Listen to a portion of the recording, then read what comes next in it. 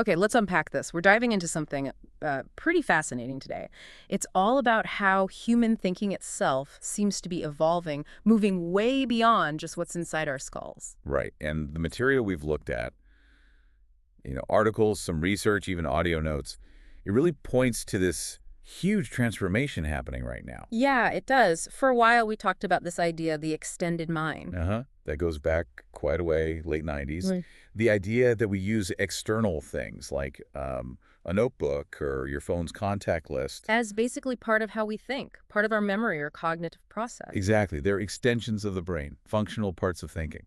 Like, my calendar app isn't just storing data, it's part of the act of remembering and planning. Simple enough, but these sources are saying we've moved past that into a totally new phase. That's the core idea. They're calling it the era of networked minds. Networked minds, okay. And this is where it gets, well, really interesting, because these aren't just passive tools we're using anymore, not like a notebook. We're talking about whole knowledge networks, human minds working with AI agents. Agents that are autonomous. Yes, autonomous agents. The sources mention specific examples, things like AutoGPT, Crew AI. Right, I saw those. And these aren't just chatbots, are they? The materials stress that these things can actually plan complex stuff, make decisions. And even collaborate with other AIs Yeah. independently Hmm. to get something done. Wow. One piece mentioned teams, like human agent teams, getting, well, significantly more productive on certain creative tasks. It's a really fundamental shift, isn't it? Moving from just extending our own minds to being part of these collaborative networks. Definitely. And I mean, that immediately throws up some huge questions, really intriguing ones that the sources kept circling back to. Like what?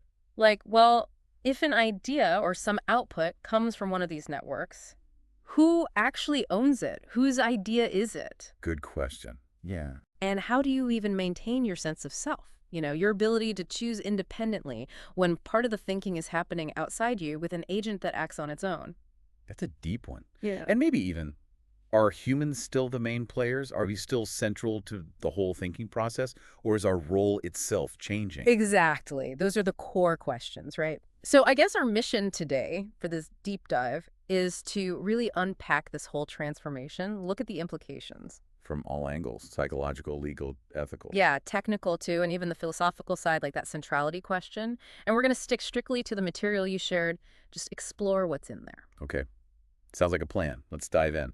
So maybe connecting it to the bigger picture, the sources sketched out a kind of history, how we got here. Right. It starts with that extended mind idea, Clark and Chalmers in '98.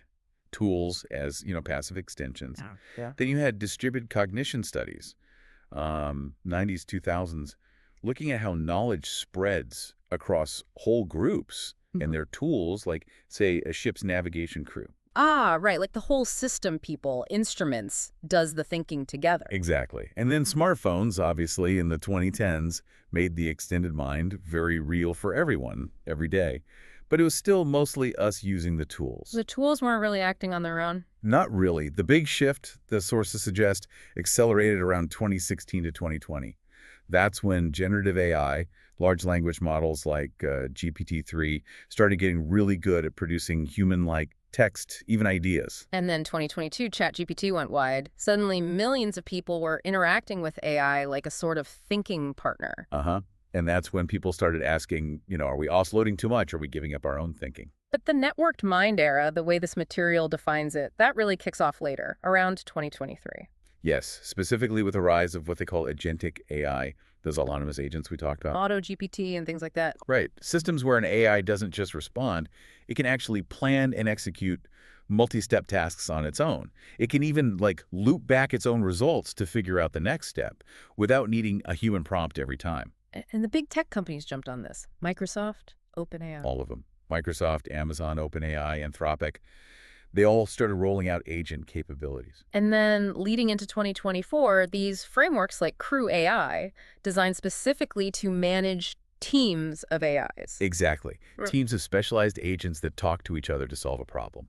So it's not just one tool anymore. It's genuinely a collaborative network, but made of AI entities. Okay, that's quite a leap. So how are researchers even studying how we interact with these new kinds of partners? Well, one fascinating method mentioned is hyperscanning. Hyperscanning, isn't that usually for measuring brain synchrony between two humans working together? Traditionally, yes. That's exactly what it is. So wait, They're using that to look at someone's brain when they're working with an AI. How does that work? Well, obviously, the AI doesn't have a brain. It's not Yeah. about that. It's about looking at the human's brain activity patterns while they interact with an AI agent and comparing that to when they interact with another human. Okay. They're looking to see if the human brain shows any signs of um, synchronized activity, almost like that mental back and forth you get when you're really clicking with another person during collaboration. Okay, I think I'm getting it. So, like, if using a calculator just makes certain parts of your brain less active because the tool's doing the heavy lifting, is interacting with an AI agent different? Does Hmm. it maybe light up areas involved in, say, understanding intentions, responding, coordinating, even though it's not human? That's precisely the hypothesis. Collaborating with an agent might trigger a different brain response pattern than just using a simple passive tool. And what are they finding? Well, the early findings mentioned suggest that human-AI synchrony might be weaker than human synchrony, Weaker. which kind of hints that our brains might still treat AI agents differently, maybe more like independent entities you interact with, rather than just tools you directly control. Ah, It really highlights the challenge, doesn't it? Figuring out when we're just using an AI like a sophisticated tool versus when we're actually engaging with it as a participant in a distributed networked thinking process. yeah, that distinction seems crucial. So, okay, if our thinking is getting tangled up with these external, sort of autonomous agents, what does that do to our sense of self, to our identity? That's a huge psychological question. Yeah. And it comes up again and again in the material we looked at. I bet. I mean, we're used to defining ourselves by our internal thoughts, our experiences, right? What we think and feel. Sure. So when some of the ideas or solutions or creative sparks seem to come from outside us, from an AI agent, Mm. it can lead to something one article called soft detachment. Soft detachment. That sounds a little unnerving. It was described as a sort of gradual blurring or erosion of the boundary around what you feel is your thinking. It's not like a clinical condition, but more a feeling that maybe the ideas aren't fully 100% yours anymore. Mm. The material had examples, interviews with graphic designers using AI image generators. Mhm. Some of them felt diminished, like their value as a creator was shrinking, a kind of anxiety. Like the tool was encroaching on the part of the process they identified with most strongly. Exactly. But interestingly, others felt the complete opposite. They felt incredibly empowered, like they suddenly had this massive team of assistants. Oh, really? Yeah, they saw the AI purely as an extension that massively amplified what they could do. Yeah. And their sense of self actually expanded to include that amplified capability. Okay, so it's not one size fits all. Some feel lessened, others feel augmented. Precisely. Our identity is so tied to what we think and create. When you introduce a non-human active participant into that, well, our self-image is bound to shift somehow. The real challenge, as the material points out, is finding ways to use these networks to genuinely strengthen ourselves, our core skills, while still feeling, effective and having a meaningful role in the process. But that anxiety must be real for a lot of people, thinking about their jobs, their importance, not just their internal sense of identity. Oh, absolutely. That feeling of maybe losing significance. That's a definite psychological impact discussed. But okay, beyond the personal impact, let's look at the second big challenge area, the material flags, Yeah. the legal and ethical stuff. Yes. Ownership. Responsibility, the big ones. Exactly. If you have a mixed team, humans and AI agents, and they create something new, like an invention or a piece of art, who owns the IP? Good question. And maybe even more critical, if there's a major mistake in a decision they made together, who's legally on the hook? Who's responsible? Yeah, those are massive problems. What did the sources say about the current situation? Well, they clarified the legal landscape, at least as it stands now. In most major places, like the US and Europe, IP rights generally belong only to humans. Only humans. Okay. So if an AI creates something entirely by itself, with no real human input, it often ends up in the public domain. No one owns it. Right. What about things made jointly? Human and AI. In those cases, the rights usually go to the human who made a substantial creative contribution or who sort of supervised and directed the process significantly. And responsibility, if something goes wrong. The principle right now generally puts the ultimate responsibility back on the human. Ah. So a doctor using an AI diagnostic tool, still responsible for the final diagnosis. A programmer using AI-generated code, they're responsible for checking and deploying that code. The liability tends to fall on the human user. Unless the tool itself was, like, faulty, Right. defective by design. Exactly. Unless there's a product liability issue with the AI tool itself. Right. But for usage errors or judgment calls, the human is typically accountable. So the human is always the final backstop, always in the hot seat, essentially. Pretty much. That's why there's such a strong push, mentioned in some draft laws, for things like mandatory human oversight and really clear lines of accountability. Makes sense. One paper discussed this really complex legal case. An engineer apparently ignored multiple warnings from an AI stress analysis system about a design flaw. The building later had a failure. Oh, wow. And the debate was intense about how much responsibility fell on the engineer versus, the system or the protocols around using it. It gets very messy very quickly. Yeah, I can imagine. Okay, so the picture is complex, huge psychological shifts, massive legal and ethical tangles. If we try to sort of summarize what we're learning from this material, doesn't mean humans are, I don't know, losing our central place in thinking and creating? Are we being sidelined? I think the philosophical analyses presented suggest it's maybe not about losing centrality, but more about redefining the human role. Redefining it how? Well, humans might not always be the sole source of the initial idea or the fastest processor in these networks anymore. That seems clear.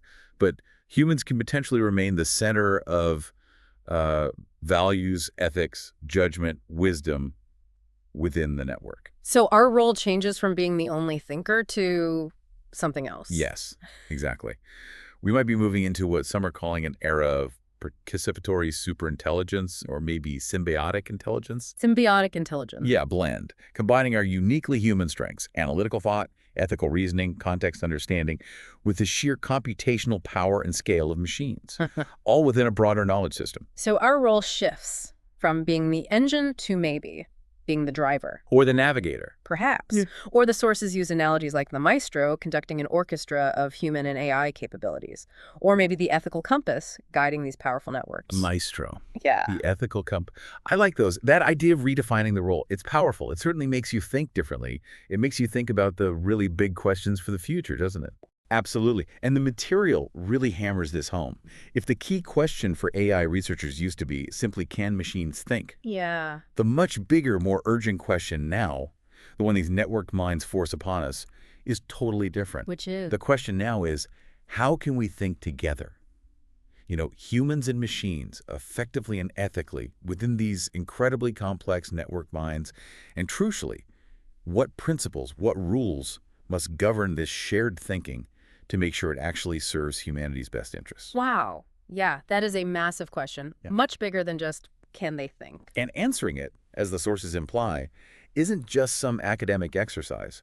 It's fundamentally about shaping the future for every single one of us living in this emerging era. Because of the shift, it has real implications for you, the listener, for your professional identity, how you create things, even just how you see yourself in relation to knowledge and thought. It really does change everything. How we interact with information, how we collaborate, maybe even how we understand ourselves. So it's a profound transformation. Our role in thinking isn't necessarily lost. Yeah. But it's being fundamentally redefined. Yeah. We potentially move from being the sole engine to being the guide, the curator, the ethical anchor in this new landscape of, shared intelligence. And that leaves us with that critical question hanging in the air. How do we make sure this shared thinking actually benefits people, it benefits humanity? That seems like the central challenge to navigate going forward. Indeed it is. The principles and the rules we start putting in place now for these network minds, they're going to have huge consequences for our collective future.